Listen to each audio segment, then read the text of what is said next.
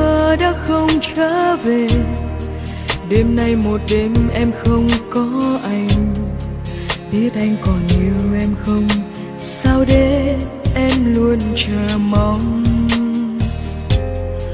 Anh như mưa rơi ướt trái tim này, anh như mây bay xa mãi nơi nào. Đêm nay chỉ mình em thôi, với căn phòng vắng tiếng cười. Nhắm mắt em muốn giấc mơ về đây,